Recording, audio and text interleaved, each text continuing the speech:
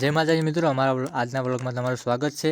કપા પર બેગ છે, દિલમાં જવાબદારી, ફેક્ટરી સુધીની સબર છે મારી મહેનતની કહાની। સવારમાં તૈયાર થઈને પહોંચી ગયા અમે ફેક્ટરીમાં।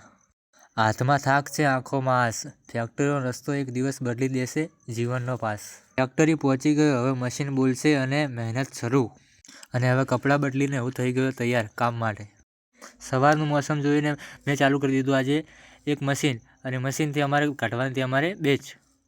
તો ફાઇનલી હું મશીન ચાલુ કરીને હવે હું નીકળી પડ્યો મશીનની સાઈડ, કેમ કે મારે નાખવાની હતી હવે બેચ। તો બેચ બનીને માલ તૈયાર થઈ ગયો હતો અને મારે કરવાનું હતું આજે માલનું પેકિંગ। બપોરે જમીને મેં લીધું જેક હેમર, કેમ કે મારે કરવાની હતી આજે મશીનની સાફ સફાઈ। મેં બાવા ટિલ્લુ। તો ફાઇનલી હવે મશીનની સાફ સફાઈ થઈ ગઈ છે। દિવસભર મહેનત પછી સાંજ કહે છે અલવિદા, ફેક્ટરી બંધ, હવે ઘર તરફ છે દિશા દિલની। તો નાહી ધોઈને હું થઈ ગયો તૈયાર, કેમ કે હવે મારે જવાનું હતું ઘરે।